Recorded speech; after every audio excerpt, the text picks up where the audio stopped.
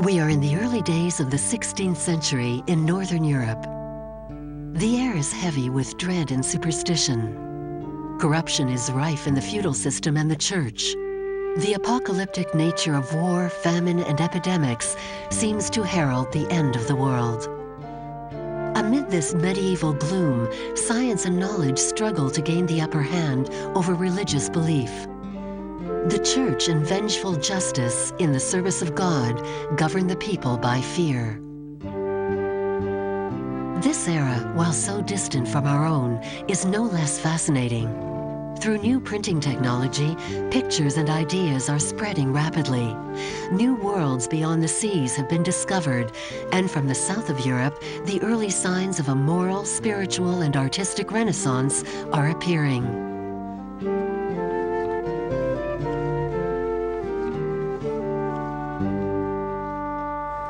But yesterday, as today, major upheavals are always a concern for both governments and people alike. In the southern Netherlands, in a town called 's-Hertogenbosch, one of the most important centers in the Duchy of Brabant, along with Antwerp and Brussels, an artist named Hieronymus Bosh has his studio. And here, every day, he creates his own world with its own rules, employing brilliant technique in the service of a symbolic world populated with strange and fantastic creatures.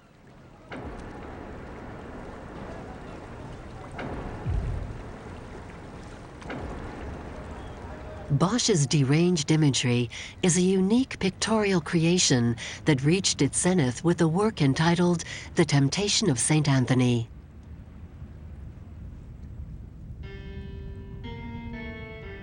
What do we see? An altarpiece intended for a church. The triptych, an oil painting on wood panels, measures 2 meters 30 wide and 1 meter 30 high. Closed on ordinary days, the exterior of the shutters is painted in grisaille. In keeping with religious tradition, they bear 2 scenes from the Passion of Christ. To the left, his arrest in the Garden of Gethsemane, and to the right, the encounter with Veronica and her sudarium on the road to Calvary. Once opened, the altarpiece dedicated to St. Anthony is an allegorical trilogy on the conflict between good and evil. From the center, the Holy Healer gazes at us. Each of the 3 panels represents a moment in the life of the hermit, who for 105 years resisted the devil's temptations, traps, and violence, and whose fervor and faith in God refused to be defeated. On the left, fallen from the skies after a battle with the forces of evil, he lies vanquished. In the center, amid monsters and demons, he questions God's failure to help him. To the right, while finally finding consolation reading the Bible, the demon, who has ill-treated and beaten him many times, slyly tries to tempt him into lust and greed.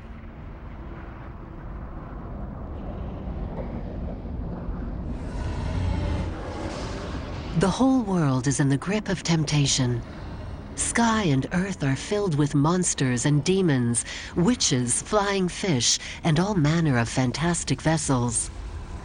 The fires of hell burn in the city and on the waters, while the marshes swarm with disturbing creatures. How are we to interpret a spectacular vision of the world that is as bizarre as it is terrifying, heretical even? To find out, we must examine the elements, symbols, and figures depicted, and in doing so, solve the mysteries that hide behind this unique composition by grasping what the artist is trying to tell us about an era, about his beliefs, and his aspirations. Hieronymus van Ecken was born around 1450 in 's-Hertogenbosch, the town that gave him his pseudonym, Bosh. We know almost nothing about him. He seems to have hailed from a family of painters and illuminators. The few surviving references attest to commissions for religious paintings, his marriage, and his membership of an illustrious brotherhood. Listed on the registry as one of the city's main taxpayers, his funeral on August 9, 1516, is also recorded. Anything else is a matter of speculation.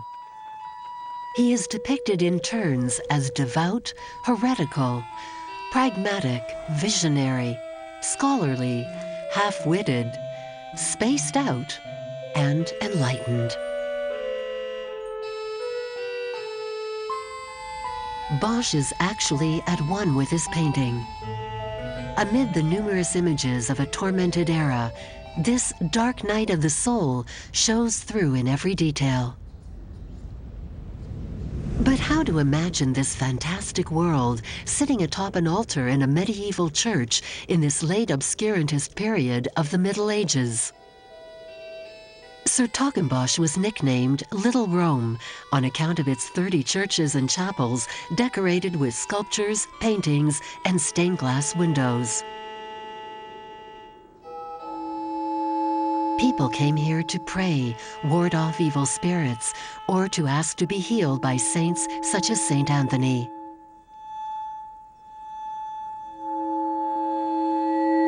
While the devil could be laughed at and ridiculed in street theater, such liberties could not be taken with God. Barely 3 years earlier, in 1498, a monk and preacher named Savonarola was hanged and burned as a heretic in Florence for speaking out against the Medicis and the corruption of the clergy. Witches, meanwhile, as featured in St. Anthony's Sky of Temptation, were targeted by Pope Innocent VIII, a fervent supporter of the Inquisition. Heretics and blasphemers ended up nailed, impaled, or decapitated. When it comes to refined suffering, religious justice wanted for nothing. Anxious to protect themselves, the clergy, academics, wealthy merchants, and noblemen hastened to join religious brotherhoods, espousing charity and benevolence. They could buy back their sins through letters of indulgence, which fetched very high prices. The sale of these letters allowed the church to grow fat and rich.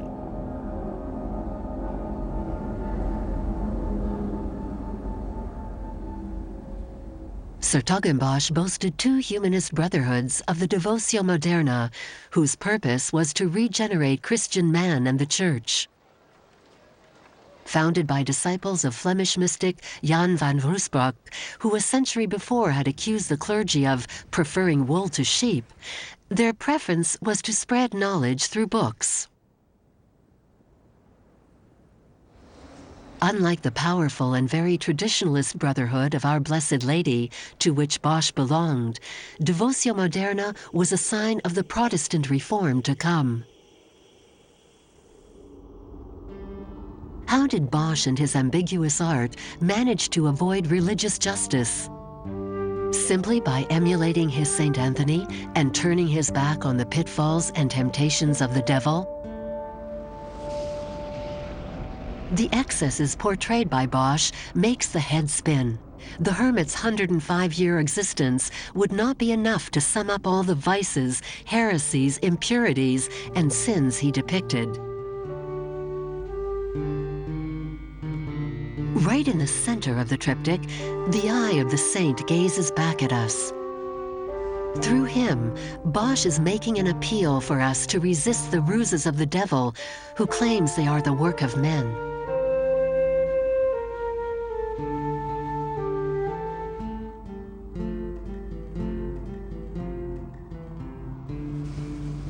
The message, "I am Anthony," is drummed out by Bosh on other canvases, such as the Hermit Saint's Triptych and the Crucifixion of St. Julia. Bosh tests the faith of his fellow men with his extraordinary artistic traps, oscillating between the fantastic and the mundane. Evil jostles with beauty. People die. The riverbanks are strewn with dead bodies, alongside linen being peacefully washed.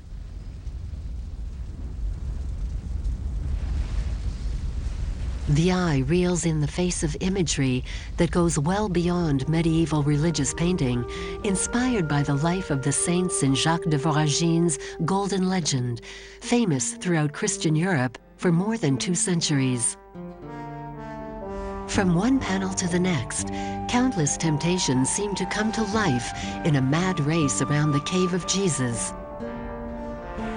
The representation is a veritable synthesis of creation, faithful to the microcosmic Flemish comprehension.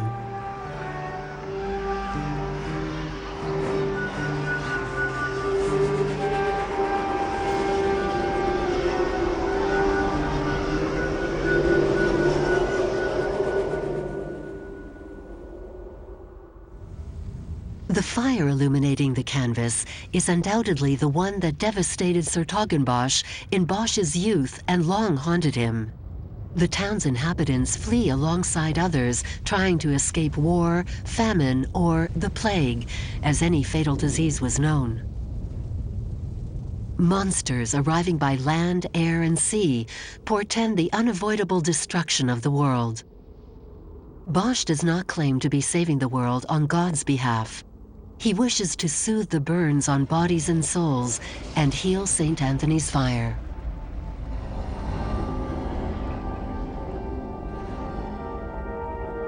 For the sick who come to pray in front of his triptych, Bosh appeals to the saint.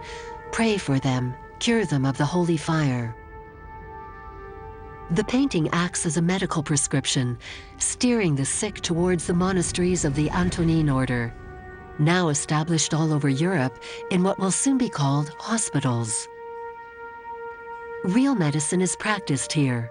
Surgeons come from the major universities and are paid well, while patients, once cured, stay on to help others. St. Anthony's fire was in fact ergotism or erysipelas, the result of the contamination of rye ergot by a fungus. The scourge struck populations in the throes of famine, such as those in the Netherlands or Paris, decimated in 1418. More than 50,000 died in less than a month. Gangrene is the most severe form of the disease, causing the extremities of the limbs to blacken, dry out, and then break loose from the rest of the body. Amputated limbs were strung up at the entrance of the monasteries that practiced these operations and carefully preserved, ready to be slipped, come the day, into the coffins of the deceased so that they could be whole when they met their Maker.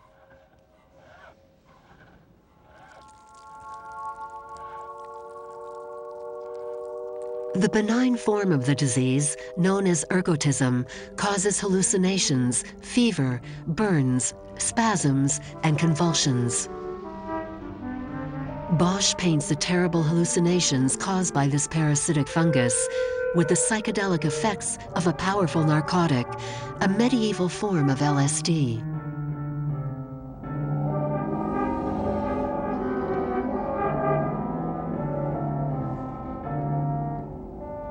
The sick are not punished for affronting God, rather for eating a little stale bread.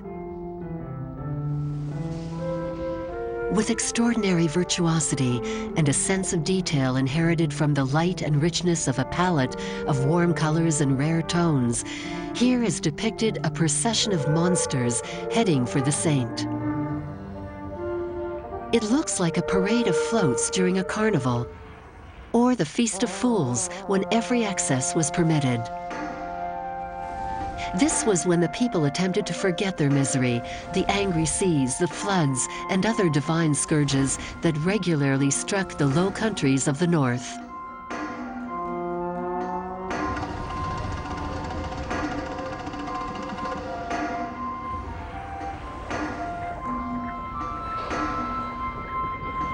Painting madmen and folly was also a way of condemning society's vices, its moral disorder, and spiritual blindness.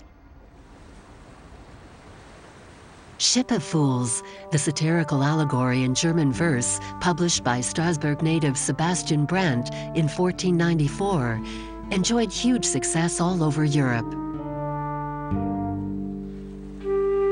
This medieval bestseller, published during the carnival in Basel City, declared a new form of humanism, preferring reason to blind devotion.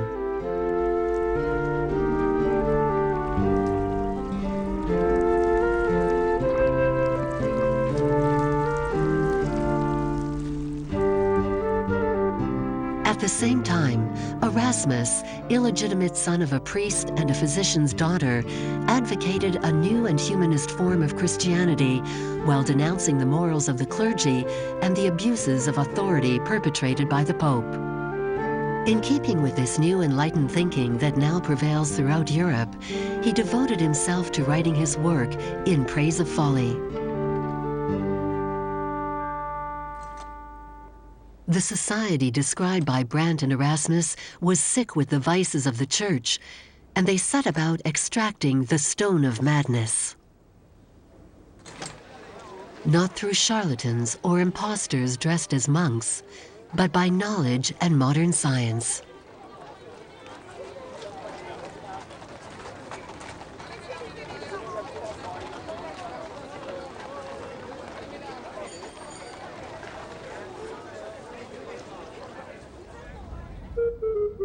Where were you, sweet Jesus?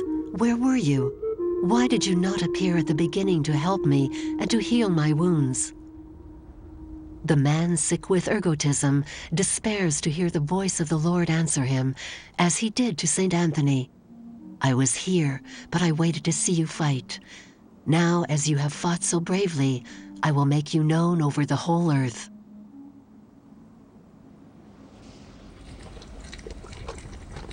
Among this multitude of shapeless beings, we can make out the sick come to be healed and drink the Saint-Vinage wine.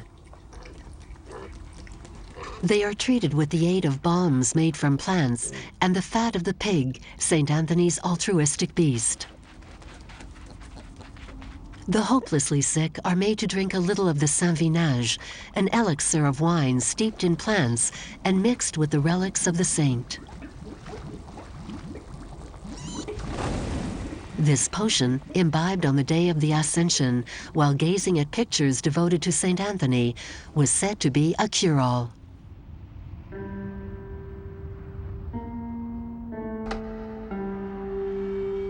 St. Anthony motions a blessing.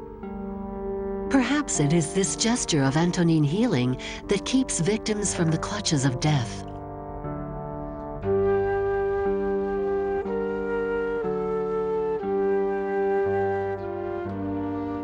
Bosh muddies the waters.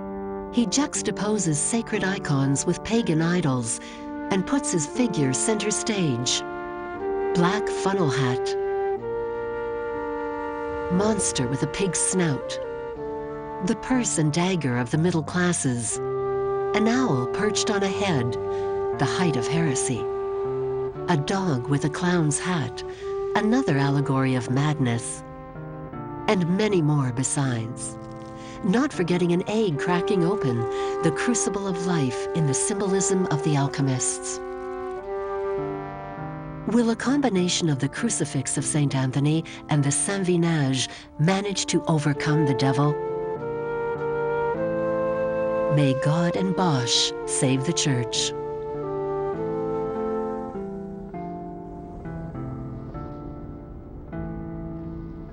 Are the triptych of temptation and its score of copies the first example of generic medication?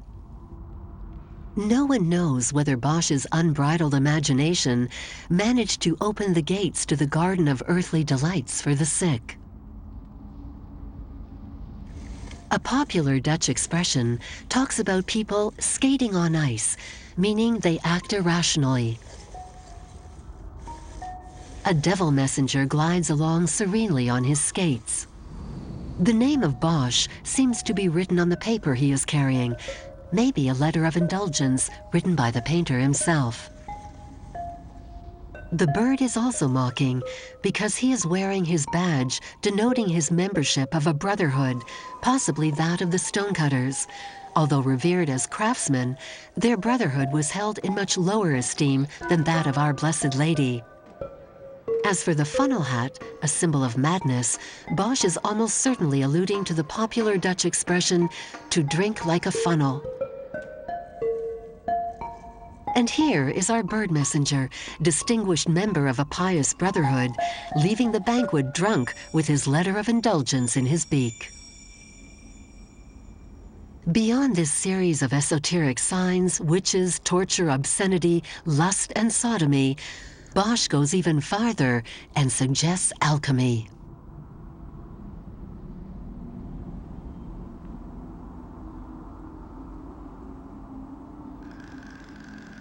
Alchemy, the Hermetic philosophy, is neither magic nor sorcery, nor fake science, as the enlightened would later call it.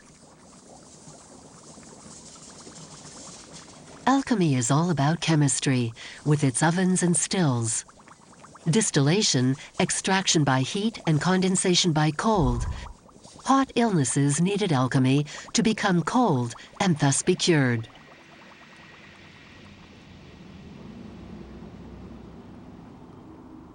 Alchemy shows hidden things.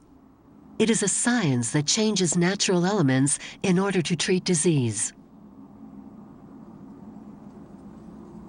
It was encouraged by the Church, not for its new cures, rather because locked away in their laboratories, alchemists worked on the fusion of metals, hoping one day to find the philosopher's stone that would allow base metals to be transmuted into gold, and thus enrich the Church for eternity.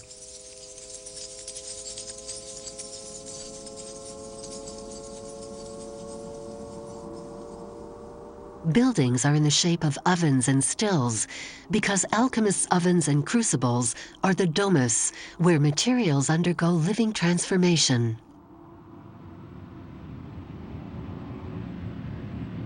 Here is the most mysterious plant used by alchemists, the mandrake. The very epitome of an object of belief and superstition, it was said to grow in the earth between gallows, fertilized by the hanged. When picked, the terrible cry it emitted could drive whoever heard it to madness. The root, in the figure of a human, brought prosperity and fertility. It fetched a very high price, owing to the risk involved in procuring it. Toxic and lethal in strong doses, witches smeared it onto their sex organs using a staff, later a broom, to climax.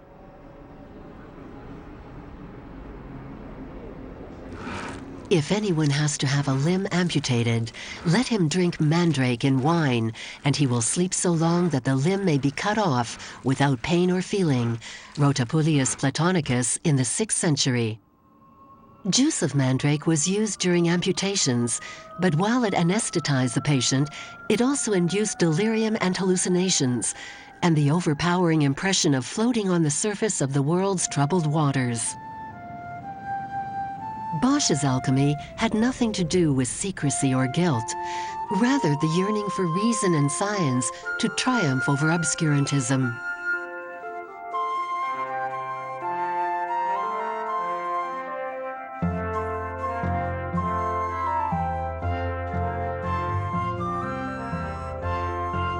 Many artists succumbed to the temptation of St. Anthony, but none turned to the saint in order to paint the vices of the day with an ambivalence that would a century later inspire every painter in Flanders. Bosch preserved in his painting a low Gothic refinement and beauty without ever surrendering to the temptations of Italian Renaissance modernity. He used his huge talent to serve his faith, and in doing so, conquered his countless inner demons. In 1517, just 1 year after the death of Hieronymus Bosch, Luther would post his 95 Theses on the door of the Church of Wittenberg, defying the Pope's authority, condemning the sale of indulgence and the religious dogma that was such a far cry from the Bible's teachings. But the procession of monsters went on, likewise the conflict between reason and obscurantism. God continued to be a divisive figure, while the world carried on acting irrationally, stumbling along the way, much to Bosch's eternal amusement.